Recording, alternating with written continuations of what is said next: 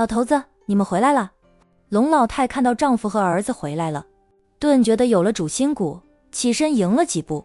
龙英明径直走到妻子，然后在妻子刚才坐的位置上坐下来。龙拓父女俩就没有位置坐了，就连起身的龙老太都没有了位置。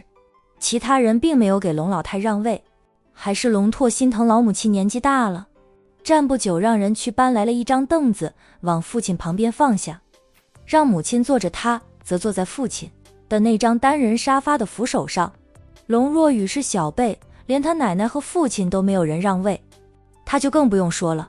龙拓在心里将满屋的人骂了个狗血淋头。龙庭还没有上位呢，他这个现任代理家主回来了，满屋的人居然没有一个人给他让座的。他们是认为他这个代理家主即将要退下来了吗？就算他今天退下来了，他也还在龙氏集团。龙庭总不能一上位就将他撸下来吧？龙庭，你把大家都叫过来想做什么？龙英明明知故问。接班呀，龙庭说道。从我回到 H 市开始，就为了接班做准备，在 H 市待了几年。我对这座城市，对龙氏家族足够了解，也在这里培养出了自己的人脉势力，打造了自己的商业帝国。咱们两家公司斗鸡眼似的，也让我对龙氏集团足够了解。家族的事，族里有多少人我都摸得清清楚楚。做了足够的铺垫，我该正式接班了。我是什么身份，你们心里清楚。龙家上任真正的家主是我爸。30年前，我的家人全都遭遇了不测，那是仇家加害。那时候我还是个1岁大的小娃娃，什么都不知道也不懂，但我吉人自有天相，活了下来。穆妈妈告诉过我，说有人追杀我，我一个小娃娃都有人追杀，我的保姆我的保镖全死了。若不是穆妈妈捡到我，我也死了。穆妈妈捡到我，师父看中我，收我为徒，也查清楚了我的身世，但为了保护我，一直没有告诉我这些，直到我成年了，他们才告诉我身世。这几样东西由穆妈妈帮我保管，成年后还给我了。10几年来，我一直随身带着。龙庭将家主的印章信物都拿了出来，摆在茶几上，你们都可以看看，绝对是真货。你们家族的家主信物造假没用的，因为最重要的是图腾。龙英明拿起来反复看过，没有人比他更熟悉这2样东西了。以前看到家主每次下达任务时都会盖上印章，他就羡慕得不得了，想着有一天自己也能像家主那样。他没有质疑这2样东西是假的，新老精英们都在，他们不会认错。反复摸着印章几分钟后，龙应明直视对面的龙庭，良久，他语气带出了恭敬。图腾呢？没有图腾，你只有这2样东西，我们也无法承认你的身份。龙庭起身，初九绕过了长沙发来到他身边，然后他转身，初九帮他撸起了衣服，让大家看到他后背上的图腾。众人见状全都震惊不已，特别是龙英明父子俩，他们做梦都想不到图腾居然被烙在了龙庭的后背上，这不是一下子就能完成的。家主应该是早就察觉到危险，提前将重要的东西放到了柚子身上，甚至不顾柚子的疼痛，将最重要的图腾烙到了柚子的后背上。这对当时的龙庭来说该有多痛啊！家主就肯定他的柚子一定能逃出去？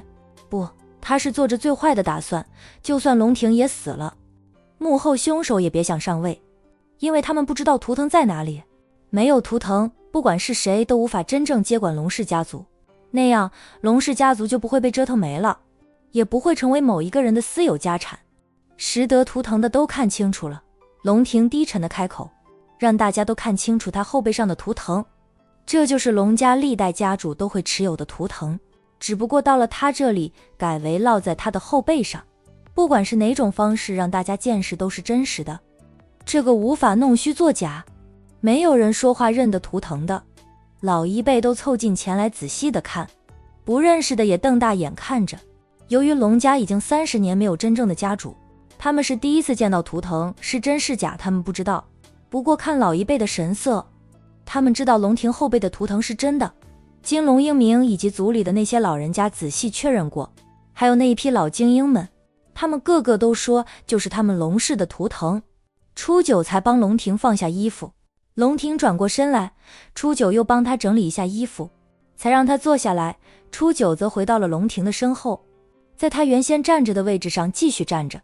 他神情冰冷，眼神如电，时不时就扫向众人。在这些人的眼里，初九的名声能力，忠心他们都非常清楚。这个女人是龙庭的左膀右臂，厅里安静的连根针掉在地上都能听见。所有人都在沉默，也不知道他们在想什么。龙拓父女俩时不时就看着龙应明，等着他表态。父女俩都是第一次见到图腾，因为图腾都是历代家主接班之时才会让大家看一次。上一任家主接班时，龙拓还很小，没有资格看到家主交接仪式。龙若雨就更不用说了，家主的3样身份象征都是今天才见到。良久，龙英明眼睛红红的，说话带上了哭腔。龙家的列祖列宗有眼，祖宗有灵呀，总算让我们找到了龙庭。咱们龙氏家族终于要有真正的家主了。龙庭，我们在拍卖会上见面时，我就说你和你爸长得很像，你就是我们找了30年的那个孩子。他说着说着，抬手擦拭一下挤出来的眼泪。龙庭看着他，在心里腹诽，真难为这个老鬼了，不知道他想了多少伤心事才逼出来的眼泪。龙英明表演了一番，见龙庭没有他想要的反应，例如很激动与他叔侄相认呀，他在心里将龙庭骂了个1000万遍。当初没有弄死这个小子就是个祸害。你既然有我们家主接班时必不可少的3样东西，我们也查验过了，确认无误，那从今天开始，你便是我们龙氏家族的新任家主。龙英明说完又看向那些老者，问他们，你们有意见吗？众人应着没有意见。庭少是上任家主的儿子，本就是接班人，虽说他不在我们家族里长大，但他身上流着的是龙家的血，更是嫡出一脉唯一的血脉了。他就是我们新任的家主，接管我们龙氏一族，带领我们龙氏一族走得更远更好。论能力，龙庭没得说，仅看他的龙腾集团就知道了。论出身就更不用说了，人家是嫡系一脉唯一活着的血脉了。按照历代传承，家主一职本就是他们嫡系一脉的，况且家主信物龙庭一样都不缺，他接班那是板上钉钉的事。龙拓父子俩内心不甘，他们也理解的只是在事实面前，再多的不甘也无济于事，他们甚至都不敢闹一闹。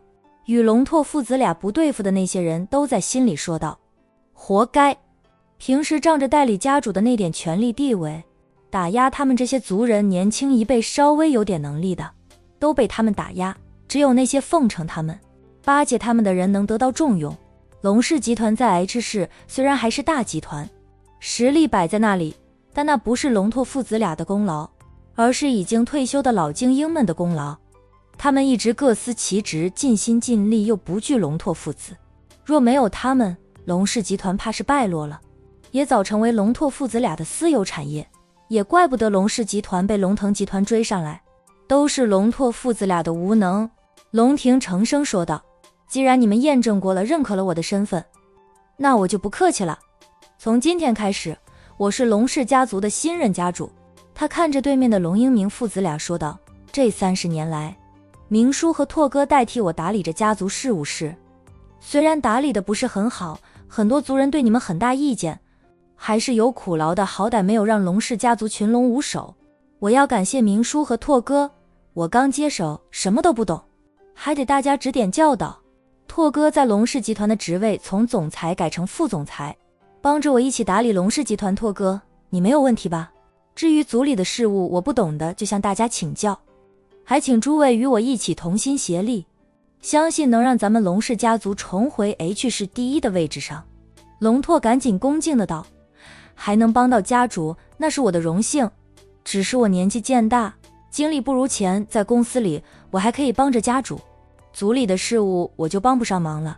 公司管理倒是不难，龙庭自己就是个大总裁，他很熟悉流程，也很清楚龙氏集团的生意，就算没有龙拓帮忙，龙庭也能轻易上手。但族里的事务就没那么容易上手了，都是一个家族的人，做不到公平公正，就会引起公愤。大家明面上可能不敢怎么样，背地里却会阳奉阴违，搞些小动作让你忙得团团转，劳心劳力还不讨好。特别是龙庭不在家族里长大，跟族人没有什么感情，不过是凭着是上任家主唯一还活着的儿子，凭着那几样信物才能接管家主一位。大家是碍于历代传下来的规矩，不得不接受这个现实，但心里怎么想的就不好说了。龙庭跟大家没有感情处事，就会显得冷血无情，那样很容易伤了感情。龙拓很清楚这些，所以他明着说不会在家族事务上帮龙庭。他父子俩在代理家主的位置上做了30年，也拉拢了不少人心的，只要他们一起给龙庭使绊子，就有龙庭受的。到时候龙庭忙着处理族里的事，无心管理公司，公司就还是龙拓说了算。而且龙庭没有时间了，龙腾集团的生意他就兼顾不到。龙拓不想放手的是公司的管理权，那里才是他能捞到好处的地方。